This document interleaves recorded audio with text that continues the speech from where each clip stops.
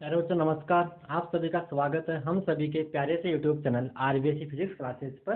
और आज के इस लेक्चर में करेंगे integration basics maths for physics के अंदर क्या करेंगे, इंटीग्रेशन समाकलन। इससे पहले अपन ने अवकलन फिर अधिकतम और न्यूनतम मान निकालना सीख लिया था। तो आज आप कॉपी और पेन निकाल लीजिए और हेडिंग डाल लीजिए समाकलन, जिसको अपन इंग्लिश में क्या बोलते हैं, इंटीग्रेशन बोलते हैं। तो पहले बात तो अपने को सवाल यही आता है कि इंटीग्रेशन की फिजिक्स में जरूरत ही क्यों पड़ रही है। तो आपने देखो पिछली बार जैसे आपको पता है कि जैसे तुमने पढ़ाया तो नहीं है, लेकिन आप थोड़ा बहुत जानते होंगे कि अगर वेग निकालना है, अगर आपको विस्थापन समीकरण दे रखा है, अगर आपको विस्थापन समीकरण दे रखा है, मैंने लास्ट में अवकल जब कहा था एक सवाल ही आपको दिया था, मैंने उसको सॉल्व भी करवाया था, मैंने केवल समझाया था, हल आपने किया था। विस्थापन जब आपको दे रखा होता है, विस्थापन समीकरण आपको दे रखा है और मान लो आपको वेग निकालना है, ठीक है, तो वी कैसे निकालते, वेग कैसे निकालते, ds बाई dt, यानी विस्थापन समीकरण का अवकलन करके। अगर आपको त्वरण निकालना है तो क्या देख सकते हो आप, जैसे a बराबर dv बाई dt, यानी जो आपका v निकाला और वेग जो वेग का फलन उसको फिर से t के सापेक्ष आपने अवकलन कर दिया, तो क्या मिलता है आपको त्वरण। जैसे फॉर एग्जाम्पल में बात करूं कि s बराबर मान लो t स्क्वायर प्लस 1 और आपसे क्या पूछे, वेग पूछे, तो वेग क्या आएगा ds बाई dt, तो क्या निकालोगे आप, v फॉर वेलोसिटी वेग, तो आप करोगे v बराबर d बाई dt, जहां से s क्या है टी स्क्वायर प्लस 1, ये बन जाएगा v, टी स्क्वायर का अवकलन 2t और 1 का डिवाइड v बराबर 2t। अब जहां से t बराबर जो टाइम देगा तो ऐसा आप निकाल लोगे। तो कर दे, अगर मान लो आपको उल्टा दे दे कि अगर आपको क्या दे रखा है कि मान लो आपको वेग का फलन दे दिया, मान लो v बराबर जो भी है, मान लो टी क्यू प्लस 2 दे दिया, टी क्यू प्लस 2, और बोलेगा विस्थापन ज्ञात कीजिए, क्या ज्ञात कीजिए, विस्थापन। तो देखिए v बराबर क्या होता है ds by dt, ds by dt, अपने क्या निकालना विस्थापन, तो विस्थापन क्या आएगा, यहाँ पे s विस्थापन है, v देखो t टाइम है, तो ds क्या बनेगा v dt, ds क्या बनेगा v dt, ये ds बराबर v का मान क्या है, v का मान है टी क्यू प्लस 2, तो अपन रिवर्स प्रोसेस अपनाएंगे, यानी अपन क्या करें दोनों तरफ इंटीग्रेशन कर देंगे, दोनों तरफ क्या कर देंगे, इंटीग्रेशन समाकलन कर देंगे। यानी अपन मैं ये बोल सकता हूँ कि जो अवकलन समाकलन है वो अवकलन का रिवर्स प्रोसेस है, उसका व्युत्क्रम उसका उल्टा है, वहां कहीं ना कहीं उससे उल्टा है, ठीक है। आइए इसी बात को समझते हैं। आपको आइडिया दे दिया कि ये चीज है कि अगर आपको विस्थापन दे रखा है, वेग निकालना, तो ये मान लो वेग दे के विस्थापन पूछे, यहाँ यही पूछ सकता है, मतलब त्वरण दे के वेग पूछे, एक ही बात है, मैंने इसके रूप में बोल रहा हूँ। तो वेग दे के विस्थापन पूछे तो इसको अप्लाई करेंगे, फिर इसका फॉर्मूला की बात करें, जैसे ds का समाकलन s, अरे समझाएंगे आप कैसे होता है, टी क्यू का होता है टी की पावर 4/4, 2 का आएगा 2t प्लस t, ये आ गया आपका विस्थापन समीकरण। अगर आपको हल करना तो अभी समझाते कैसे आता है, घातांक का समाकलन आपको सिखाएंगे। एक काम तो एक इसलिए, लेकिन जरूरत क्यों पड़ी, बात है जरूरत ही क्यों पड़ी, इसकी जरूरत ही क्यों पड़ी, तो जरूरत इसलिए पड़ी, आपको याद है कि dy बाई डी क्या देता है, y वर्सेस x कर्व का स्लोप, y वर्सेस यानी y और x में जो ग्राफ है उस ग्राफ का ढाल बताता है dy बाई डी। ढाल क्या होता है आपको मैं बता चुका हूँ कि m बराबर tan थीटा, जिसी को अपन क्या बोलते हैं dy बाई डी, यानी अगर आपने किसी फलन का अवकलन किया तो वो आपको बताएगा ढाल, लेकिन इंटीग्रेशन आपको देता है क्षेत्रफल, क्या देता है, क्षेत्रफल, क्या देता है, क्षेत्रफल, कैसे रहिए। इसका मतलब यह है कि देखिए, क्या देखिए कि अगर मैं आपसे बोलूं कि ये कोई ट्राइंगल है, ये कोई मान लो यहाँ पे, सर इसको ऐसे लेते हैं कि मान लो ये आपके पास कोई त्रिभुज है, ठीक है, और मैं इसको थोड़ा सा एक्स में लूं, ये आपका वाई है और ये आपका एक्स है, समझ आ रहा है, ये आपका एक्स एक्स है और ये आपका वाई एक्स है, और यहाँ पे एक त्रिभुज है, यहाँ पे एक त्रिभुज है, और मैं पूछूं इस त्रिभुज का क्षेत्रफल कितना होगा, इस त्रिभुज का क्षेत्रफल कितना होगा, तो आप फटाक से बोलोगे इस त्रिभुज का क्षेत्रफल होगा 1/2 इंटू आधार इंटू ऊंचाई, क्योंकि आप तो जानते हो त्रिभुज का क्षेत्रफल क्या होता है 1/2 आधार इंटू ऊंचाई। मैंने चेंज किया, चलिए इसका क्षेत्रफल बताइए, आयत है, ये रेक्टेंगल है, क्या है, इसकी लेंथ l है, विड्थ इसकी b है, लंबाई इसकी l है और चौड़ाई भी है, तो फिर क्या बोलोगे, ये तो हमें पहले से आ रहा है, 30 क्लास से आता है, क्या लंबाई इंटू चौड़ाई, लंबाई इंटू चौड़ाई, ठीक है, इसका अपने आंसर से अच्छी बात है। अब मैंने बोला चलो बताइए, आपको तो आता है ना, ठीक है, ये कोई क्षेत्रफल है, ये कोई ग्राफ है, ये कोई ऐसे कोई वक्र है और ये इसके ऊपर इसने ये इसका भाग है, तो बताइए, ये तो आपने बता दिया था, इसका क्षेत्रफल क्या होगा। तो अब आपसे शायद आपको सोचने में मैंने मजबूर कर दिया कि हाँ इसका आपको आता है, इसका आपको आता है, लेकिन ये आ गया तो फिर क्षेत्रफल कैसे निकाले। तो इसी जगह पे जन्म होता है किसका, क्षेत्र समाकलन का, इसी बात को लेकर जन्म हुआ समाकलन करें, यानी किसी भी इरेगुलर शेप का अगर आपको क्षेत्रफल निकालना है तो क्या करो, समाकलन करो। कैसे करो, इसको छोटे छोटे टुकड़ों में तोड़िए और सबको जोड़िए। तो छोटे छोटे टुकड़ों में तोड़ के जोड़ना ही इंटीग्रेशन है। छोटे छोटे टुकड़ों में पहले एक अल्पांश का निकालिए, अल्पांश की फिर इसको लिमिट लगा लीजिए, समझाएंगे अभी। तो छोटे छोटे टुकड़ों को पहले छोटे छोटे टुकड़ों को निकालिए और सबको जोड़ लीजिए, वही क्या है, इंटीग्रेशन। तो आइए मैं समझाता हूँ कैसे, समाकलन के फॉर्मूले है वो लिखवा देंगे, वो आपका आसान है। फॉर्मूले लिखवाने के माने तो सूत्र वो लिखवाने, समाकलन करते कैसे वही सिखाना है। लेकिन फिर नीड क्या है, इसकी जरूरत क्यों पड़ी, उसका रीजन मैंने आपको समझा दिया कि क्या निकालना है, क्षेत्रफल। यानी आप ये बोल सकते हो कि y वर्सेज x, जो y और x में जो आपको समीकरण दे रखा होता है, y बराबर जो पालन से x का कुछ भी है कि y वर्सेज x करो का अगर आप dy बाई ढाल, अगर ढाल निकालना है तो आप क्या करते हो, उसका अवकलन। यानी आपको dy बाई dx क्या देता है, ढाल देता है, और y वर्सेज x का समाकलन, यानी y और x में जो ग्राफ है अगर आपने उसका समाकलन किया तो वह आपको क्या देगा, क्षेत्रफल का मान देगा। तो ये लाइन लिख लीजिए कि y व x में जो अवकलन किसी ग्राफ, अवकलन y व x में जो अवकलन ढाल बताता है, अवकलन ढाल देता है, वह समाकलन क्षेत्रफल देता है। किसका, y व x के ग्राफ का। लिख लीजिए, y व x के ग्राफ का अवकलन ढाल देता है और समाकलन क्षेत्रफल देता है, क्षेत्रफल को बताता है। चलिए आगे, अब ठीक है, इसी बात को लेकर आगे बढ़ते हैं। तो ये ग्राफ बनाते हैं, समझते हैं समाकलन कैसे, इसका छोटे टुकड़ों में बांटेंगे, फिर जोड़ेंगे, कैसे करते हैं सारी बातें। इसी चीज को मैं समझाता हूँ पहले, तो देखिएगा। फिर मानक सूत्र लिखवा देंगे, वो अच्छी बात है कि आप लेक्चर आप ऐसे स्टार्ट करते हैं, वो भी बात सही है। लेकिन पहले नीड को अपन समझ लेते हैं। तो देखिए कि अगर आपके पास ये है x और ये है y, और मान लो यहाँ पे कोई ऐसे कर्व, यहाँ पे कोई ऐसे वक्र जिसका वो क्या निकालना है, जिसका आपको क्षेत्रफल निकालना है, जिसका आपको क्या निकालना है, क्षेत्रफल निकालना है।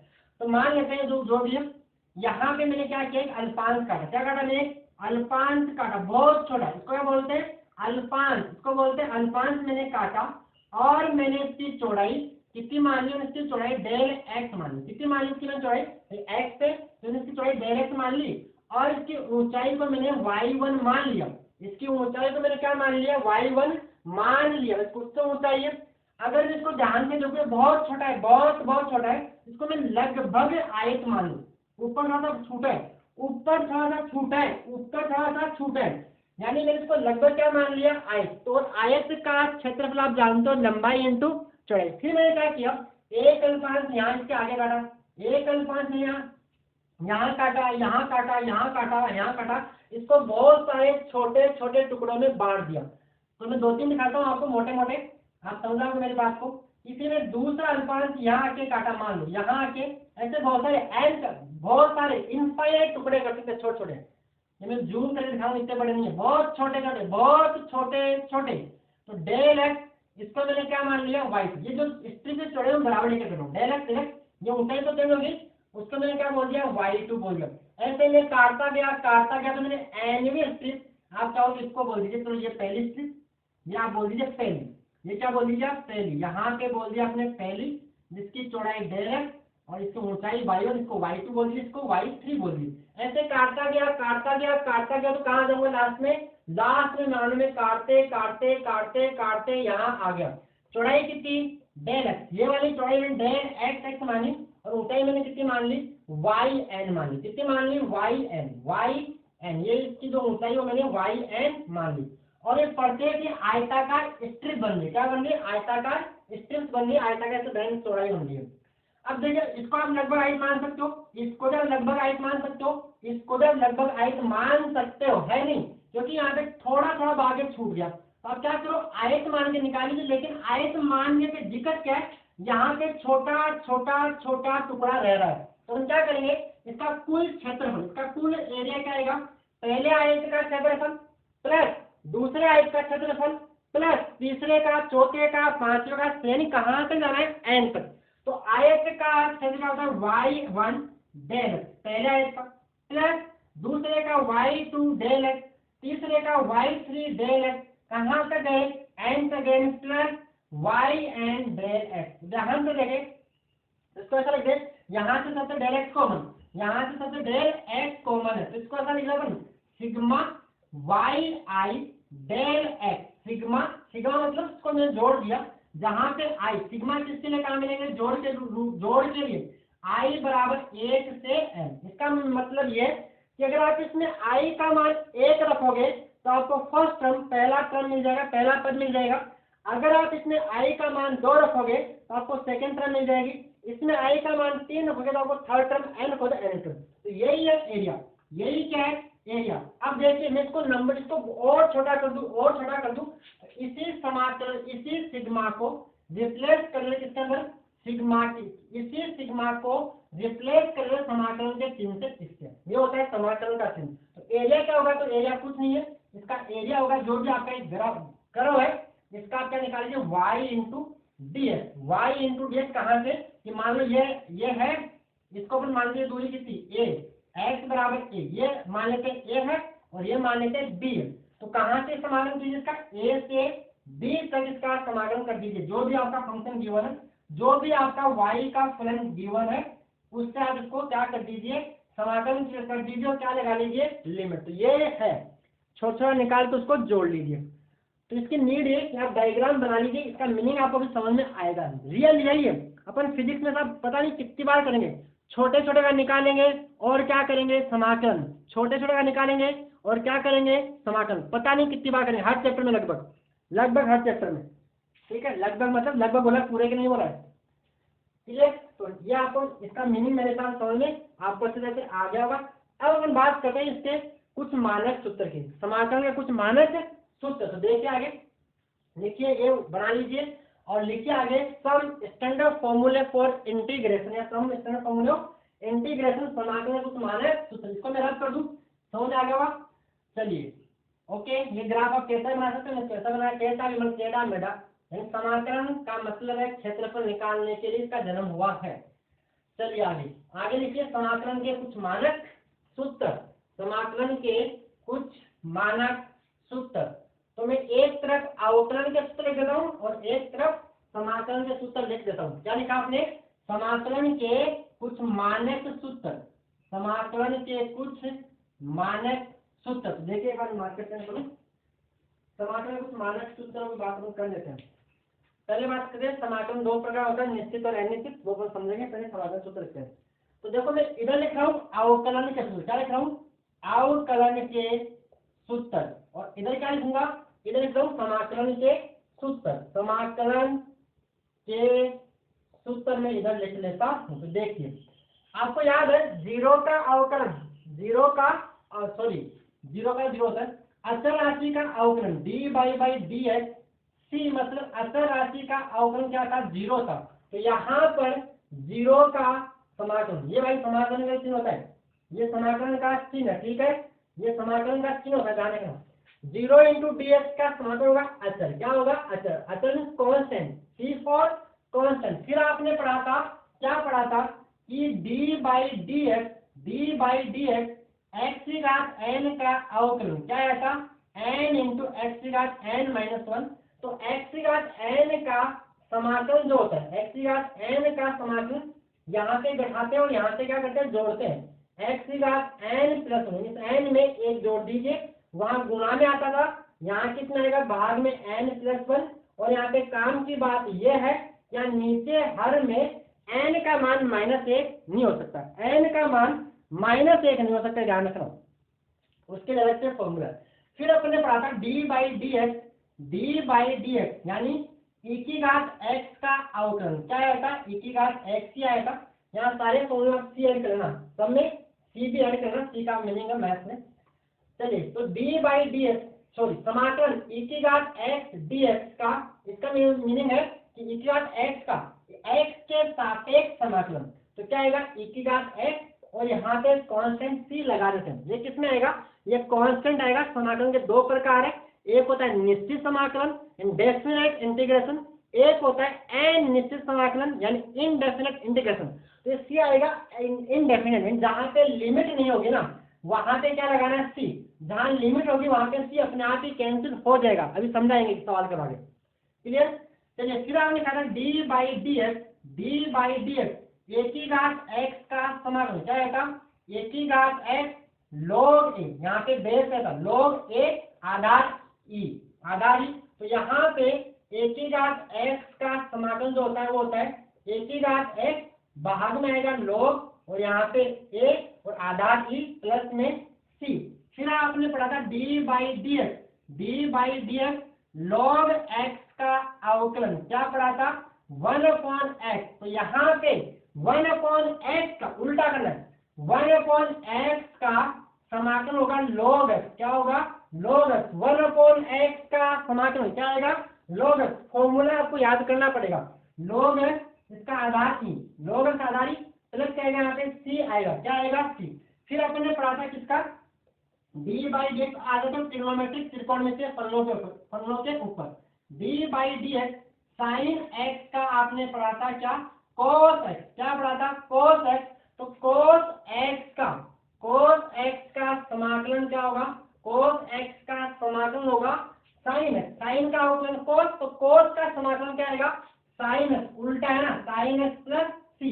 फिर आपने पढ़ा था डी बाई डी एक्स मतलब में अवकलन कोस एक्स का अवकलन क्या पढ़ा था माइनस साइन एक्स, क्या पढ़ा था माइनस साइन एक्स। तो यहाँ पर साइन एक्स का समाकलन, साइन एक्स का समाकलन मैं तो माइनस को इधर कर रहा हूँ तो ये आएगा माइनस कोस एक्स। फॉर्मूले साइन एक्स की घात एन, साइन एक्स कोस एक्स का तो रटा हुआ होना चाहिए, हर चैप्टर में काम आ जाएगा, ठीक है। साइन एक्स का समाकलन होता है माइनस का कोस एक्स प्लस सी, माइनस का कोस एक्स प्लस सी। फिर आगे आते हैं डी बाई डी एक्स इसका टेन एक्स का अवकलन क्या पढ़ा था आपने सेक स्क्वायर एक्स, क्या सेक स्क्वायर एक्स। तो सेक स्क्वायर एक्स का समाकलन क्या होगा, इसका समाकलन होगा टेन एक्स प्लस यहाँ पे लगाते हैं सी, सी यहाँ पे कोई कांस्टेंट है, कोई कांस्टेंट टर्म है, वो किसमें आएगी अनिश्चित समाकलन में।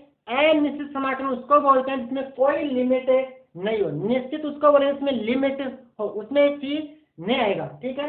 चलिए आगे आते हैं d by d x cot x का आपने अवकलन पढ़ा था minus cosec square x, minus cosec square x. तो यहाँ पर कोसेक स्क्वायर एक्स का समाकलन आएगा क्या आएगा माइनस कोट एक्स, क्या बन जाएगा माइनस कोट एक्स प्लस सी। फिर आपने पढ़ा था, अब मैं कहाँ लिखूं, आप यहाँ तक नोट कर लीजिए पॉज करके, फिर मैं ऊपर 2-3 को डालता हूँ, यहाँ तक पॉज करके आप नोट कर लीजिए, मैं इसको रब कर रहा हूँ, ठीक है, समझ में आ रहा होगा मेरे हिसाब से। चलिए आगे देखिए, ऊपर वाला रब कर रहा हूँ, ओके, कोट तक लिख लिया, आगे चलते हैं, कर लिया कोट। चलिए इधर अवकलन के सूत्र और इधर समाकलन के सूत्र फॉर्मूले, चलिए याद तो करना पड़ेगा फॉर्मूले, तो फॉर्मूला याद होगा तभी तो काम चलेगा।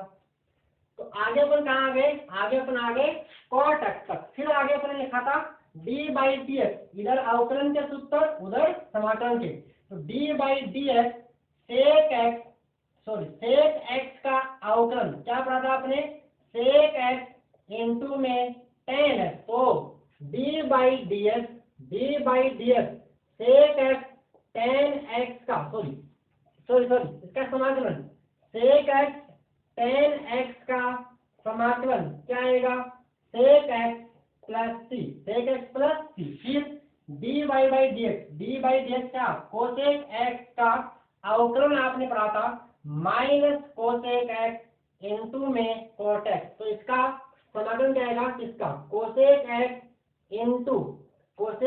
इंटू कोट एक्स का जो समाकलन आएगा वो आएगा माइनस कोसेक एक्स प्लस सी, माइनस कोसेक एक्स प्लस सी। ये तो हो गया आपके फॉर्मूले, तो बस इसमें और तो मेरे पास है। फिर एक दो फॉर्मूले देख लीजिए आप, क्या और तो कोई खास काम का नहीं, और भी है लेकिन वो अपने जरा काम नहीं, फॉर्मूले बहुत सारे और भी, जैसे मैथ की बात करूँ तो फॉर्मूले और होते हैं, वो मैं आपको नहीं लिखा रहा था। डी बाई डी एक्स आपने एक्स का अवकलन कितना किया था एक, तो यहाँ पे एक का समाकलन क्या आएगा, यह आएगा एक्स प्लस सी और एक्स की घात 0, अतः का तो क्या होता है, ये तो आपके खुद समाकलन के फॉर्मूले। अब हम करते हैं प्रैक्टिस। तो आप ये फॉर्मूले नोट कर लीजिए, फिर अपन इनके ऊपर कुछ सवाल करते हैं। एक वीडियो और बना लेंगे, जितना आगे तब तक देखते हैं कितना अपन कर पाते हैं, बाकी नहीं अगले वीडियो में करेंगे। तो अभी इसमें देखते रहिए आप। चलिए बहुत है यहाँ तक, बहुत के फॉर्मूले नोट कर लिए, तो आगे सवाल करें। साफ कर दो इसको। चलिए यहाँ पे नोट कर लिया होगा, तो आगे हम बात करते हैं, तो कुछ प्रॉब्लम्स की बात, कुछ सवाल कर लेते हैं। हटा इसको। ओके चलिए, तो सवाल नंबर 1, अपन x की घात n से स्टार्ट करें। सिंपल x की घात n से स्टार्ट करने से पहले आपको रूल नोट करना है। और समाकलन के नियम, समाकलन में कुछ रूल है, समाकलन के नियम। तो देखिए पहला नियम यह है कि अगर आप समाकलन करना, मान लो ये कोई k और ये कोई फंक्शन है f(x) dx, तो ये जो k होता है वो बाहर आ जाता है। k क्या होता है बाहर आ जाता है। ठीक है। दूसरा, अगर आप u plus v plus w, बहुत सारे फलन है, बहुत सारे फलन है, और बाद में प्लस है तो प्लस, माइनस तो कुछ भी है, जो भी है जिसके लिए आप सापेक्ष समाकलन कर रहे हो, तो इसका क्या करोगे, सिंपल ऐसा है कि u का आपको अलग करना है, v का आपको अलग करना है, w का आपको अलग करना है। ठीक है। अब इनके बीच में माइनस हो, मान लो ऐसा है u minus v minus w, बहुत सारा जो भी यहाँ पे dx जो भी लग रहा है, जो भी यहाँ पे dx लग रहा है, तो इसका dx लगा देना, यहाँ पे भी dx, यहाँ पे भी dx लगा देना। तो क्या करना है, इसका अलग कीजिए, इसमें से माइनस कर दीजिए v dx, इसमें से माइनस कर दीजिए v w dx। ठीक है, मतलब अलग अलग करना है। फिर बोले गुणा में तो क्या करेंगे, तो गुणा के लिए आप वेट कीजिए, गुणा के लिए आप वेट कीजिए, होता है इंटीग्रेशन बाई पार्ट, खंडक समाकलन, जो भी समाकलन वीडियो में आपको अलग से बता दूंगा, उसका वेट कीजिए, उसका अभी समझाएंगे, वो भी सीधा हो नहीं, वो सीधा नहीं बताएंगे, उसके लिए थोड़े बेसिक सवाल अपन ले लेते हैं। तो देखिए आगे देखो, समाकलन विधियां जो अभी अपन कर रहे हैं वो है समाकलन की विधियों में कुछ मानक सूत्रों द्वारा समाकलन, जो सम स्टैंडर्ड फॉर्मूले, उनको काम में लेते हुए समाकलन कैसे करेंगे। तो देखिए ये आपने नोट कर लिया होगा।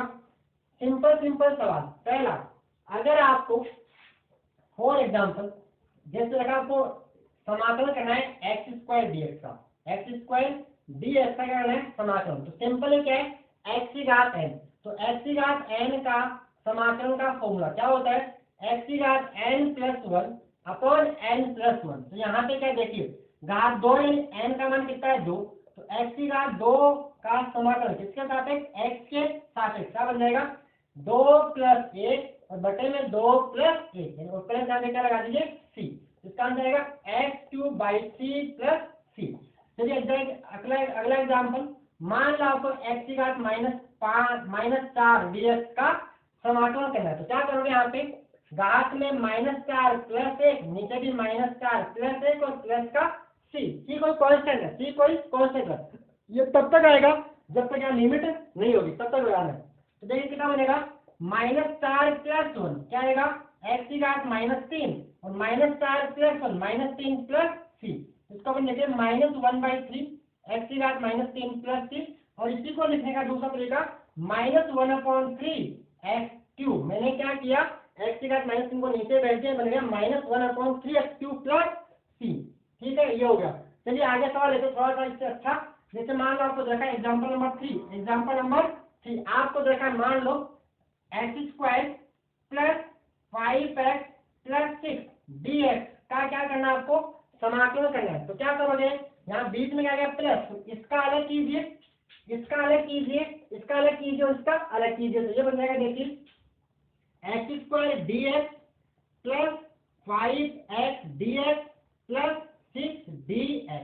ठीक है, इसका सबको सेपरेट कर दिया, सबको अलग अलग कर दिया। अभी आगे देखिए, यहाँ पे एक सिंपल x की घात 2 का क्या बनेगा, x की घात 3/3, x की घात 3/3, 5x के साथ गुणा में, तो 5 तो आ गया बाहर, और यहाँ पे क्या x की घात 1 है, x की घात 1 है, तो क्या बनेगा x की घात 1 + 1/1 + 1 प्लस 6 तो आ गया बाहर, 6 तो आ गया बाहर। और याद कर लीजिए dx का समाकलन क्या होता है, x। क्या होता है dx का समाकलन, x कैसे होता है, अगर आपको dx का निकालना है तो आप यहाँ पे क्या मान लीजिए 1 मान लीजिए, और 1 को आप x की घात 0 लिख सकते हो, लिख सकते हो नहीं लिख सकते हो, x की घात 0 dx, तो क्या आएगा x की घात 0 + 1/0 + 1, यानी सिंपल क्या आ जाएगा x। तो आपको याद ही कर लेना है dx का समाकलन क्या होता है, x होता है, dx का समाकलन x होता है। तो यहाँ पे क्या आएगा एक्स आएगा और प्लस आप क्या लगा देना है, सी लगा देना है। क्या आ गई, ये आ गया x cube upon 3 plus twice x square by 2, ये हो गया 2 नीचे 2 और प्लस का 6x प्लस का, ये हो गया आपका आंसर। ठीक है, और एग्जाम्पल देते हैं यहाँ से क्लियर। अगला एग्जाम्पल देते हैं, आप ही कर सकते हो x square plus b x plus c d x, ये प्रैक्टिस से आप कर लेना, ऐसा ही सवाल है, सेम कुछ नहीं, क्या आगे देखिए लिख दीजिए भाई, a x cube by 3 plus b x square by 2 plus c x plus c. आगे समझ में। और एग्जाम्पल ले लेते अपन, आगे चलिए एग्जाम्पल देते हैं, मान लो आपको x प्लस एक्स यहाँ पे x square plus 3 upon x square D x का मान लो आपको समाकलन करना है, तो क्या करोगे, इसका अलग कर लीजिए एक्स स्क्वायर, ये जो भी एग्जाम्पल है, ये जो एग्जाम्पल, इसका अलग कर लीजिए डी एक्स प्लस इसका अलग कर लीजिए 3 upon x square D x. तो देखिए इसका क्या बनेगा, एक्स की घात 3 बाई 3 आ गया, घात 2 यानी घात n, एक्स की घात n प्लस 1, 2 प्लस 1 बटे में 2 प्लस 1, कैसा कौन सा फॉर्मूला, ये वाला फॉर्मूला। चलिए आगे क्या करें, तो आगे 3 आएगा बाहर और इसको मैंने लिखा एक्स की घात -2 डी एक्स, माइनस तो क्या किया, इस घात 2 को ऊपर ले गया तो प्लस 1 इसमें कन्वर्ट हो गया माइनस में, यानी -2 डी एक्स। तो क्या आएगा, देखिए बनेगा एक्स की घात 3 बटा 3 प्लस एक्स की घात -2 का, तो क्या करोगे एक्स की घात -2 प्लस 1 बटे में भी -2 प्लस 1 और यहाँ पे सी लगा देना कांस्टेंट। ये लगाते हैं कब तक लगाएंगे, जब तक यहाँ पे कोई लिमिट नहीं होगी तब तक हम सी को लेके चलेंगे। सी कोई कांस्टेंट टर्म है, सी कोई कांस्टेंट टर्म, मैथ में इसके में नहीं जा रहा, जैसे फैमिली ऑफ पैराबोला को रिप्रेजेंट करता है इसका जो भी है, अपन मैथ में नहीं जाना, मैथ में नहीं पूछा, मेरा यहाँ पे उद्देश्य है कि फिजिक्स के लिए जितना काम आ रहा है उतना सिखाना। तो एक्स क्यूब बाई 3 ये प्लस -2 प्लस 1 यानी 3x की पावर -1 और नीचे -1 से बन जाएगा, क्या बन जाएगा, एक्स क्यूब बाई 3 बराबर प्लस और -3 और ये एक्स की घात -1 नीचे क्या बन जाएगा प्लस 3। फिर आगे इसका समाधान आप यहाँ पे नोट कीजिए, फिर हम आगे और कुछ एग्जाम्पल देख लेते हैं। तो आगे देखिए कुछ सवाल और करवा देते आपको, हो गया यहाँ तक, अब सवाल है तो देख लेते हैं और करवा लेते हैं, मतलब तो सवाल देखें कम से कम। चलिए सवाल आगे नीचे नोट कर लिया होगा, नोट नहीं किया तो वही पॉज करके नोट कर लीजिए। ओके,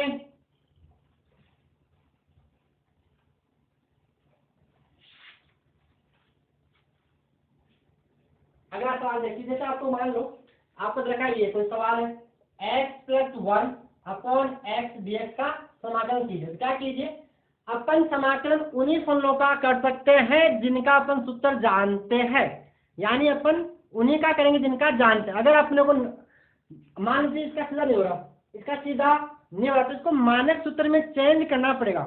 ये जो मैं पढ़ा रहा हूँ वो है मानक सूत्रों को प्रयोग करते हुए समाकलन। तो क्या आएगा देखिए यहाँ पे, यह आएगा, मैं इसको कर दूं x by x plus 1 by x d x लिख सकते हैं, मैंने कुछ नहीं किया, इस x का इसमें भी भाग दे दिया, इस x का इसमें भी भाग दे दिया, क्या आएगा देखिए x by x 1 plus 1 by x d x. अब क्या आपको पता है, इसका अलग कीजिए, यानी 1 into d x plus 1 by x का अलग से कर लीजिए। तो देखिए 1 का क्या आएगा इन डी एक्स, तो डी एक्स का क्या हो गया x रख लीजिए, कैसे आता है समझाया था, x का 0 मान के, और 1 अपॉन एक्स का क्या होता है log x, इसका आएगा log x, आधार क्या है ये, तो x प्लस log x का हो जाएगा समाकलन, x plus log x plus c, इसका आ गया आंसर। अगला सवाल ये है कि जैसे मान लो आपको देखा है कि e की घात 2x प्लस 3 का समाकलन कीजिए, e की घात 2x प्लस 3 का समाकलन कीजिए, तो क्या आएगा देखिए e की घात x का क्या होता है e की घात x, तो यहाँ पे e की घात में क्या है, जो भी घात लो घात में e की घात दो।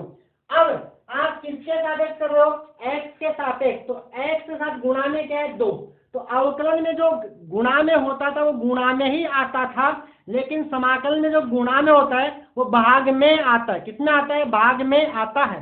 ये कहा जाएगा 2 चला जाएगा नीचे प्लस या इसका आंसर, यानी इसका 2x प्लस 3 बटा 2 प्लस इसका आंसर। अगला सवाल जैसे आपको करना है, अगला सवाल है रूट एक्स के अंदर dx। अगला सवाल एग्जाम्पल रूट एक्स dx का आपको समाकलन करना है। तो आप जानते हो तो कि रूट किसी नंबर के ऊपर चाहे रूट लगा दीजिए या किसी नंबर के ऊपर चाहे पावर 1/2 लगा दीजिए, दोनों का मीनिंग सेम है। इन रूट मीन्स पावर 1/2। तो क्या आएगा यहाँ पे एग्जाम्पल जो भी नंबर आप डाल देना, एग्जाम्पल जो भी है। तो एग्जाम्पल इसका मीनिंग ये हुआ कि यहाँ पे x की पावर 1/2 dx। तो क्या करना है, घात 1/2 आ गई, घात 1/2 प्लस 1 नीचे 1/2 प्लस 1। मैंने क्या किया, x की घात n plus 1 upon n plus 1। ऊपर क्या बन जाएगा, 1 आधा और 1 डेढ़, आधा और कितना बनेगा, डेढ़, यानी x की पावर 3/2 और नीचे भी 3/2 प्लस 3। 3/2 कहाँ जाएगा, ऊपर, 2 कहाँ चला जाएगा, ऊपर, यानी आएगा इसका आंसर 2/3 x की घात 3/2 प्लस, यहाँ तक नोट कीजिए, मैं मार्कर में डालता हूँ। क्लियर मेरे हिसाब से आपको बोला होगा। अगला सवाल करिए आप किसका, आप अगला एग्जाम्पल ट्राई कीजिए। आप करना है किसका, साइन स्क्वायर एक्स dx का समाकलन करना है। कीजिएगा इसका समाकलन ट्राई कीजिए, साइन स्क्वायर एक्स का समाकलन। कुछ मानक सूत्रों का आप उन्हीं फलनों का समाकलन कर सकते हो जिनका जो मानक सूत्र में परिवर्तित हो सकते हैं। तो साइन स्क्वायर एक्स का आपको नहीं आता है, कहीं कोस स्क्वायर एक्स मत लिख देना, वो गलत है।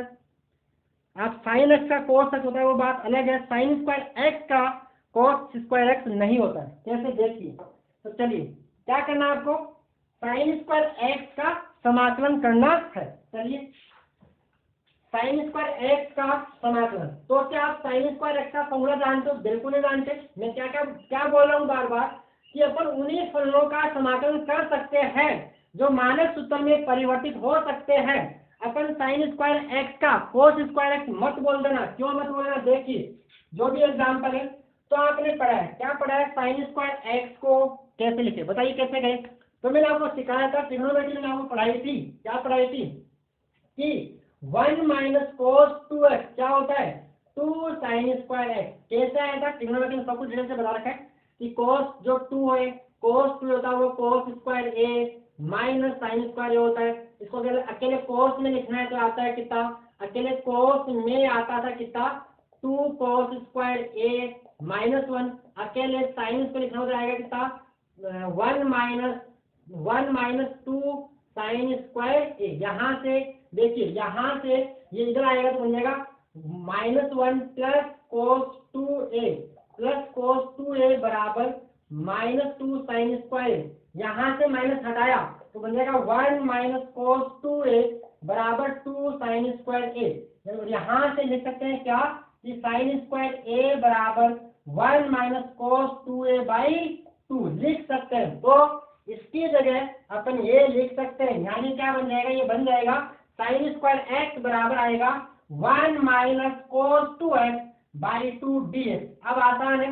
अब देखिए तो इसको क्या कर लीजिए, 1/2, 2 का यहाँ पे डिवाइड लगा लीजिए, माइनस कोस 2x बाई 2 और यहाँ पे क्या लगा दीजिए, dx, क्या लगा दीजिए यहाँ पे dx। अब इसका अलग कर लीजिए और इसका अलग कर लीजिए, तो ये बन जाएगा समाकल के अंदर 1/2 dx प्लस माइनस तो माइनस माइनस कोस 2x और यहाँ पे है 2 इंटू में रहेगा dx। और कोस का आप जानते हो, कोस 2x का आप जानते हो, कैसे जानते हो बताते हैं अभी। तो देखिए तो 1/2 कांस्टेंट है, तो 1/2 तो ऐसा का ऐसा आ गया और इसी क्या बचेगा 1/2 बाहर, तो dx का समाकलन। फिर यहाँ पे 1/2 बाहर, यहाँ पे 1/2 बाहर, तो किसका समाकलन, कोस 2x का समाकलन। तो देखिए तो 1/2 dx का समाकलन x माइनस 1/2 कोस का समाकलन क्या होता है, साइन, क्या होता है, तो आएगा साइन 2x।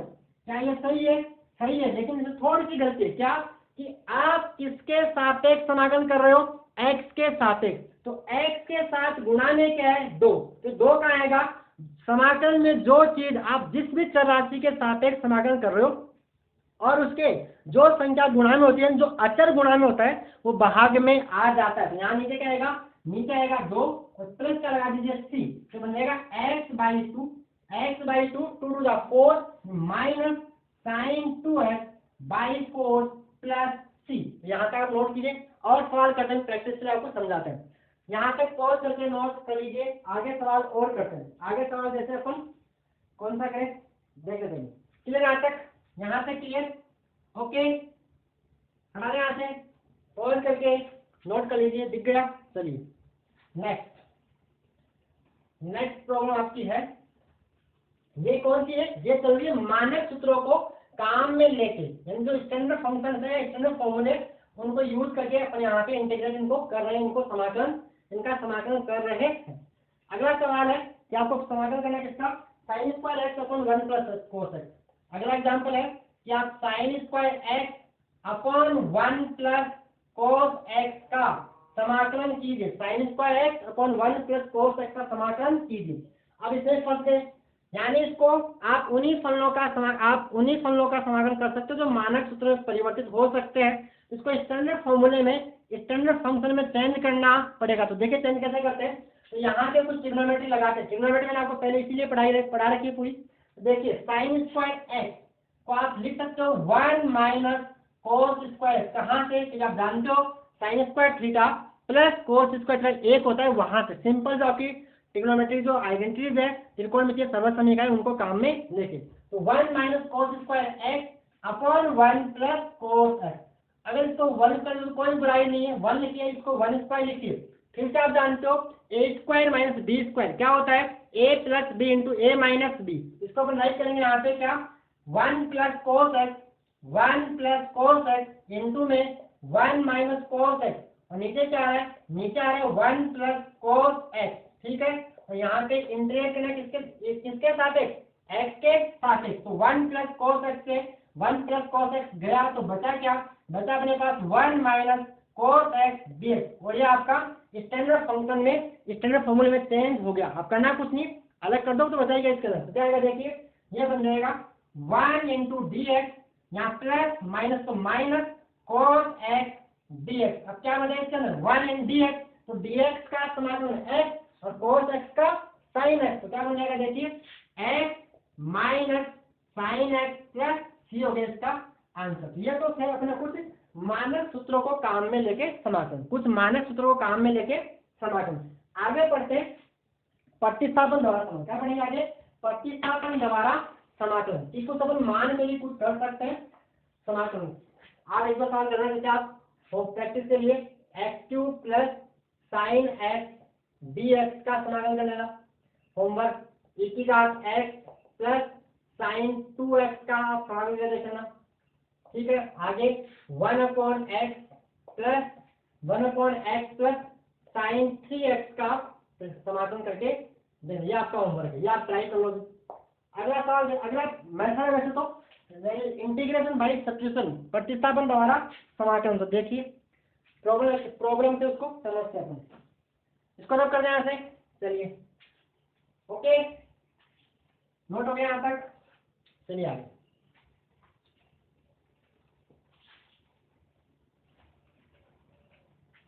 नेक्स्ट प्रॉब्लम आपकी कि आपको ये जो मेथड्स को बोलते हैं प्रतिस्थापन द्वारा समाकलन की विधियों में जो पहली थी मानक सूत्रों को काम में लेते हुए समाकलन, जो मैंने आपको करवा दिया।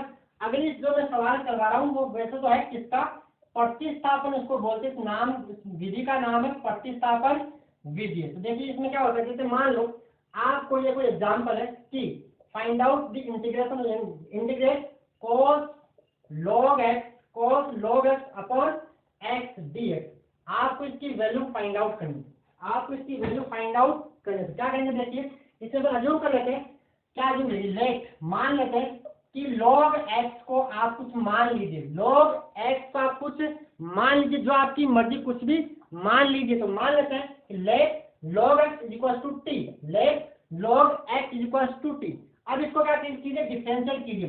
तो log x का अवकलन क्या होता है, 1 अपॉन एक्स, क्या होगा 1 अपॉन एक्स, और इधर क्या आएगा dt बाई dx, तो बन जाएगा क्या 1 अपॉन एक्स डी एक्स बराबर dt, 1 upon x d x बराबर dt। समझ में आ रहा है, इसको अपन सीधा नहीं कर सकते थे क्योंकि अपने इसका फॉर्मूला सीधा पता नहीं है। तो अपन क्या चाह रहे हैं कि मानक सूत्र में चेंज हो जाए, स्टैंडर्ड फॉर्मूले में कन्वर्ट हो जाए। इसके लिए हमने क्या किया, log x को t अज्यूम कर लिया, अपने मान लिया, फिर इसको क्या किया, डिफरेंशिएट किया, किसके रेस्पेक्ट में, दोनों तरफ x के सापेक्ष अवकलन करने पर।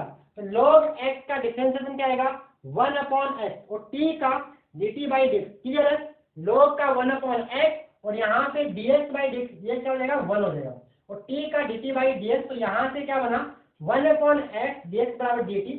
यानी हम क्या कर सकते हैं, इस dx बाई dx को dt राइट कर सकते थे, क्या बन जाएगा देखिए, ये चेंज हो गया किसमें, cos ऐसा कैसा था, log x को हमने क्या अज्यूम किया, t अज्यूम किया, और dx बाई x यानी तरफ ऐसा है dx बाई x है, इसको लिख रहे हैं, तो dx बाई dx यही है 1/x into dx and dx by dx की वैल्यू क्या है dt है। अब हो गया आसान, cos का समाकलन क्या होता है sin t, जाएगा sin t प्लस t, और t आपने अज्यूम किया था, t की वैल्यू क्या है log x, तो यहाँ पे क्या आएगा sin of log x plus c, ये हो गया, इसको बोलते हैं प्रतिस्थापन द्वारा समाकलन। इसमें एक सवाल और देखिए, एक सवाल जैसे कौन सा, आगे देखिए, चलिए यहाँ तक ये आप पॉज करके नोट कर लीजिए।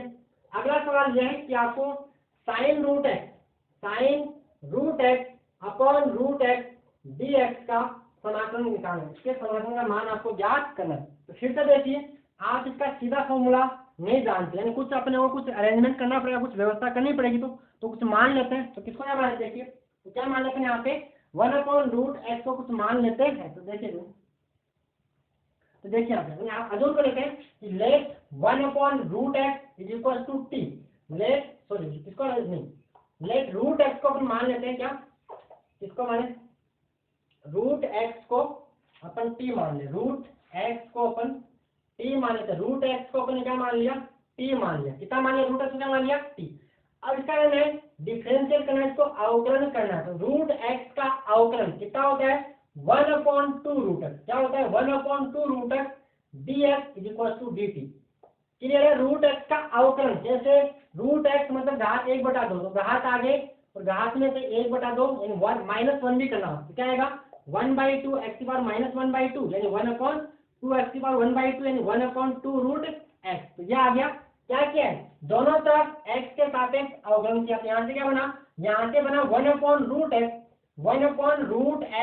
dx बराबर 2dt यानी इस root x dx upon root x से हम क्या राइट कर सकते हैं 2dt राइट कर सकते हैं। तो क्या बन जाएगा देखिए, साइन रूट एक्स, यहाँ पे रूट एक्स को आपने क्या मान लिया, टी मान लिया, और इसके लिए क्या है 2 इंटू dt, 2 को ले लीजिए बाहर, तो क्या बनेगा साइन टी dt, हो गया आसान। साइन का इंटीग्रेशन क्या होता है माइनस कोस, तो यहाँ पे क्या आएगा 2 into minus cos t plus c. अब जो आपने अज्यूम किया था टी आपने माना था, तो इस टी की जगह वापस से क्या लिख दीजिए रूट एक्स, तो क्या आ जाएगा प्लस और minus 2 cos root x plus, ये होगा इसका आंसर।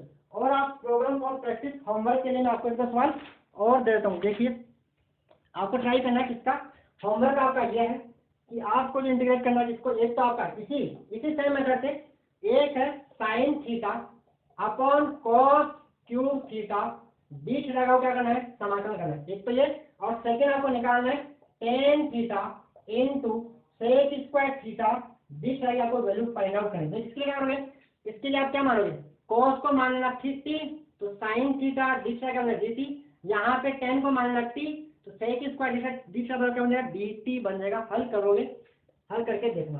तो इसको बोलते हैं, अगर आपको डायरेक्ट नहीं पता तो कुछ मान के कर लीजिए, इसको बोलते हैं प्रतिस्थापन द्वारा समाकलन।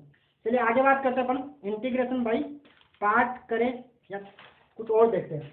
त्रिकोणमितीय, इसको आगे वाला जो फलन है उसको बोलते हैं त्रिकोणमितीय सर्व समीकरणों के उपयोग द्वारा समाकलन, त्रिकोणमितीय सर्व समीकरणों के उपयोग द्वारा समाकलन, ये आपको मैं कराता हूँ।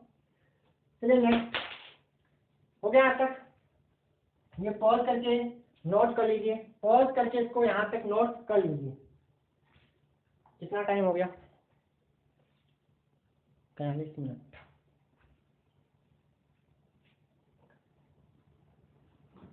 इस वीडियो में इतना ही करते हैं, इस वीडियो में अपन इतना ही करते हैं। अगला लेक्चर तो और दो सवाल दो फलन गुणा के रूप में हो तो कैसे करेंगे, और निश्चित समाकलन का मान कैसे निकालेंगे। अगर लिमिट दे रखी हो तो सवाल अपन इसको इसमें अगर लिमिट है, जैसे मान लो 0 से पाई जो भी लिमिट होगी, तो उसको हम सोल्व कैसे करेंगे वो अपन अगले वीडियो के अंदर अगले लेक्चर में करते हैं। इस वीडियो में इतना ही, वीडियो काफ़ी लंबा हो जाएगा, वैसे भी 23 मिनट हो चुकी है, तो अगर इस वीडियो में इतना ही करते हैं। ओके भाई, तो धन्यवाद। अगर आपको वीडियो अच्छा लगा तो वीडियो को लाइक कर दीजिए, चैनल को सब्सक्राइब कर लीजिएगा।